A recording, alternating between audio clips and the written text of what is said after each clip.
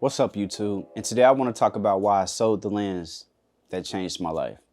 So that's right, I literally sold the lens that I made all of these videos with. Take a look at some of these videos. These are honestly some of my favorite videos that I've shot over the years. I literally use this lens on a variety of cameras, from the GH5 to the Sony a6300 to the Blackmagic Pocket Cinema Camera 6K to the Z-Cam. I mean, this lens has been my go-to. Even for photography, I've used it forever. But just like anything else, sometimes good things have to come to an end, and after 5 years, it was finally time to do something a little different. So with that being said, if you don't know by now, I'm talking about the Sigma 18-35 F1.8 Art Lens.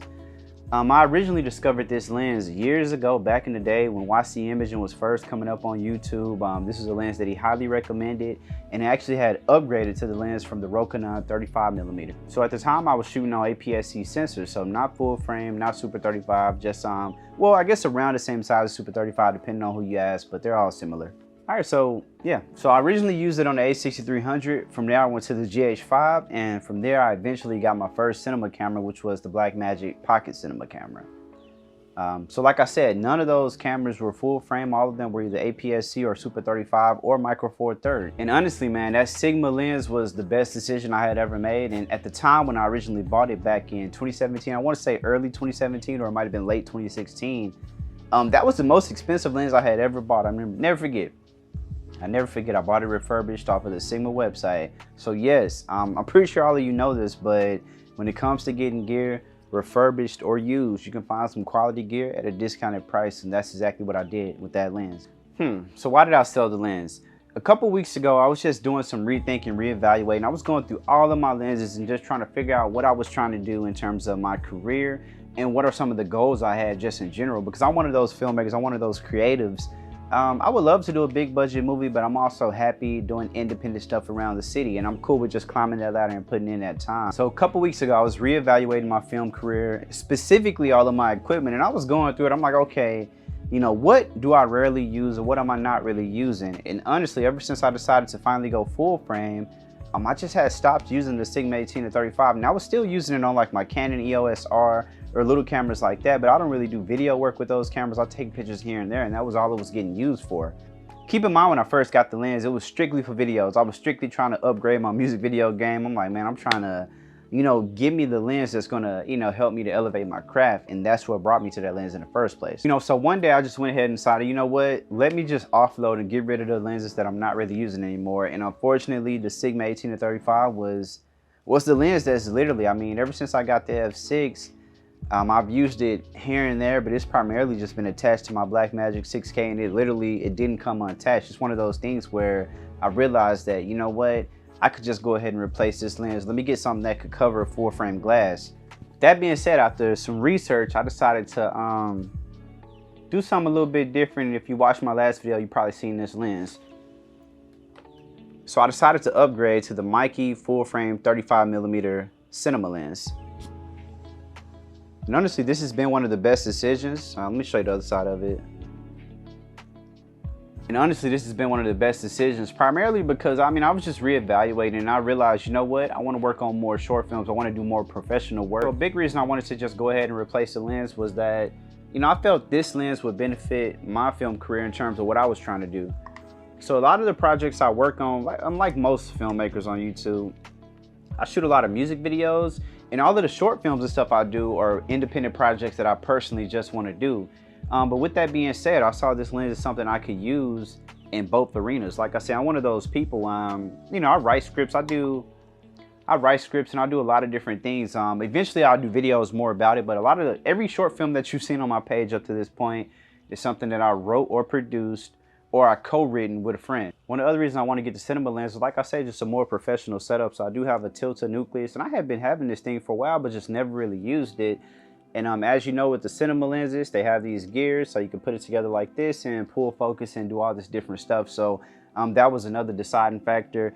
Mainly, I just wanted to go ahead and get something that matched my setup, that also gave good quality. And this is a lens that I did a lot of research on, and I liked it.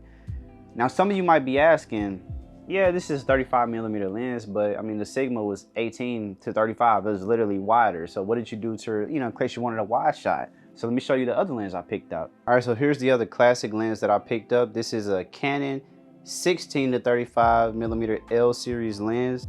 As a matter of fact, I picked up both of these for $500. With that being said, let me show you this. I'm a little bit beat, but overall, I just wanted something that I could, you know, in case I wanted to get a wide shot here and there, that's mainly what I got this for. But really, I just use this lens for like YouTube videos or like little vlog type videos that I'm planning to work on behind the scenes, different things like that. Yeah, so I didn't replace it with one lens. I literally bought two, 16 to 35 Canon and a 35mm Meike full frame cinema lens. And both lenses served their purpose, but honestly, the deal was too great for me to pass it up. So I still got my wide coverage, but then I also got, you know, something a little bit more professional to use when I want to pair with my cinema camera. So with that being said, I decided to upgrade.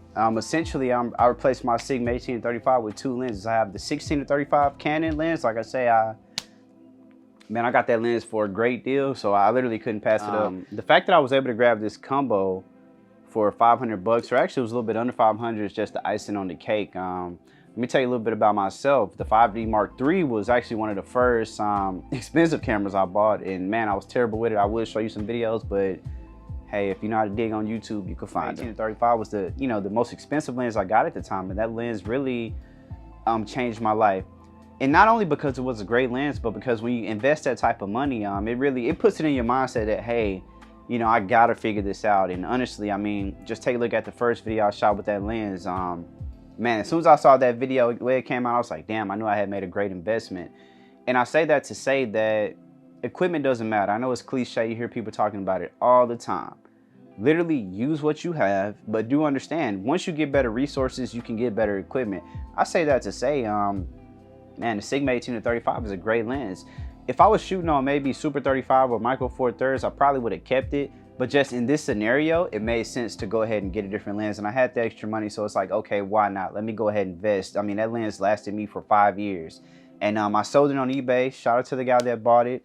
Like I said, man, you got to pay it forward, and I actually gave it to him at a great deal. And man, the main thing I want people to take away from this video is, you know, sometimes don't be afraid to let go. Sometimes you got to switch it up. Sometimes you don't have to switch it up, but remember, you don't need this or that to be successful.